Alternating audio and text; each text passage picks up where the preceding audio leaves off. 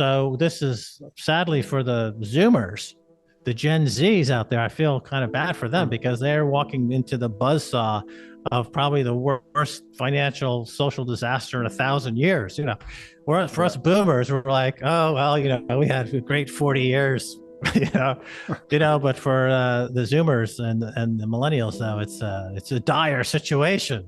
So I would encourage the younger generations, load up on Bitcoin because that is definitely a way to create a bulwark against what I perceive to be a growing cascade of interlocking and reinforcing problems. Max Keiser is a prominent Bitcoin advocate and entrepreneur known for his strong views on the digital currency and for being an OG of the Bitcoin space. In this video, we will delve into Keiser's latest interview where he speaks on his thoughts and views on Bitcoin, including its potential as the future of money and his advice for individuals interested in investing in it. Keiser sees Bitcoin as having aesthetic qualities that resonate with people and believes that not only is Bitcoin perfect money, but it has the power to bring peace and healing. He also views Bitcoin as a tool for self-authorship, freeing individuals from the actions of others and oppression from the state and government. In his opinion, Bitcoin has the potential to be a unifying force for all people and humanity as it solves many problems and has an inflation-proof wealth story. Make sure to stick around to the end of the video where Keiser compares Bitcoin to gold in its scarcity, divisibility, transportability, and durability, but points out that Bitcoin has the added quality of programmability for smart contracts and decentralized applications. He envisions a future where Bitcoin is used as a global reserve currency, making it the perfect form of money. Also, only a small percentage of my viewers are actually subscribed. If you enjoy finance content, consider subscribing or liking the video. It's free and you can always change your mind. Over 100,000 years, or more specifically over the past 5 to 10,000 years, over the past few hundred years, obviously the gold has become the number one money because it has great attributes. If you're somebody traveling around and you need a medium of exchange in a way that it gives you the ability to travel through time, because gold's purchasing power due to its scarcity remains constant, and it allows you to travel through space because it's somewhat portable.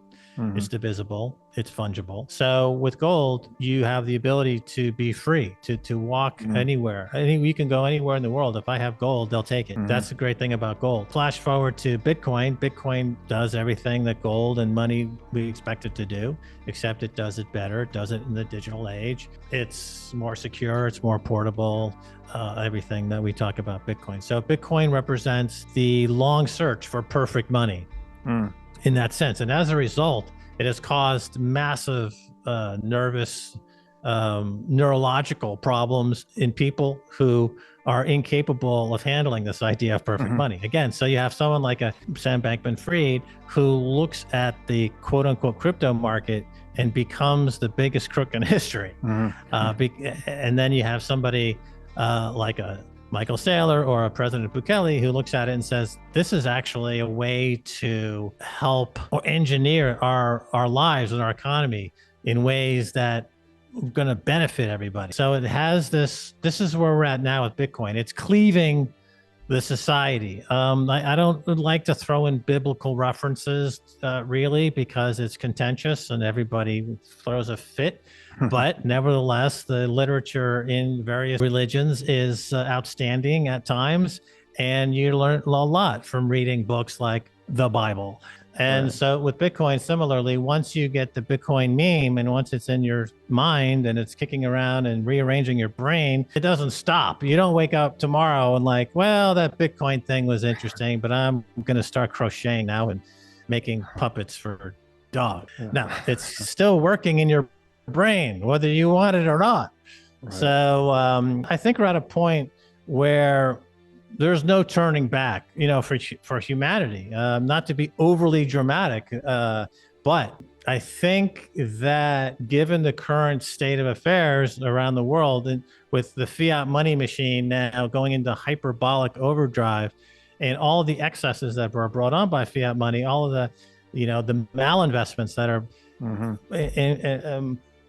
made possible through the money printers, has created a dystopian nightmare.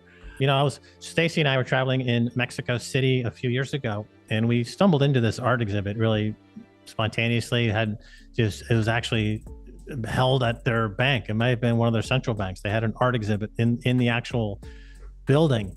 And I saw something there that I think about almost every other day. I think about this. And this is a moment of aesthetic transformation where I saw a work of art. The artist was in my brain and rearranging furniture involuntarily. I had no choice in the matter. I simply saw the world differently. It was a piece where you have a set of stairs that are going down facing a mirror, and on the top of the staircase you had people, and then subsequent steps down the stairs, presumably the afterlife. These people would become who they truly are. So one person's became a tomato, one person became a monster, one person became an angel, and they see themselves in the mirror. So it's very clear that they're the self-reflection in the mirror of their, let's say, the moment of death, which brought about the ultimate confrontation with oneself, revealed in the mirror who they really are. And I think Bitcoin does that because it has aesthetic qualities that resonate deeply in our souls and in our imagination and in our consciousness and our collective unconscious, that are involuntary, spontaneous, overwhelming, and transformative. And it happens all day long. I've played with it my whole life. I've avoided it, played with it, danced around it.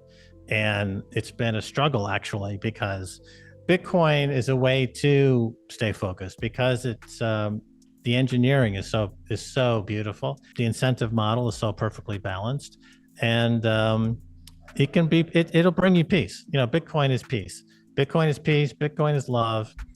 And if you open yourself to the protocol, it can heal you. If you are unsettled, if you're imbalanced, if you're in pain, if you open yourself to the aesthetic beauty of Bitcoin, it will heal you. It will heal you. You'll be healed. You'll be healed. It's all in this book right here on Amazon for $9.99. You too can be healed, brother. The Bitcoin is a great unifying thing for all people and humanity, because it solves a lot of things. You can travel with it. I can go anywhere in the world now with Bitcoin, and I can use it. I can get to point A to point B. I have a store of wealth that's inflation proof, so it gives me some sense of property and self-sovereignty. It's obviously growing quite rapidly. The adoption is growing. Level 2 is growing. Countries like El Salvador making it legal tender. So I think this is what the great story in the 2023, 2024 is going to be.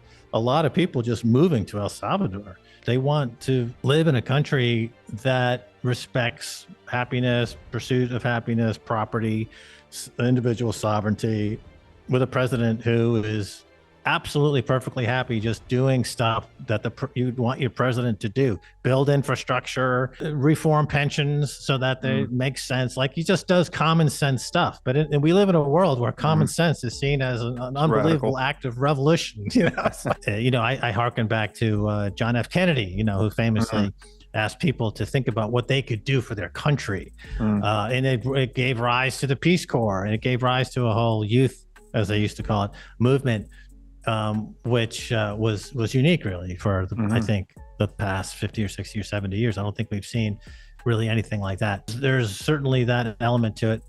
So, but people are going to be moving here. I think there's just going to be a huge wave of people. If 80 or 90,000 people are going to go to a festival in the desert in the middle of nowhere, like, think about 80,000 people go to Burning Man to get 3 or 4 days worth of consciousness raising human experience. Well, why not just move to El Salvador and have that every day of your life for the rest of your life?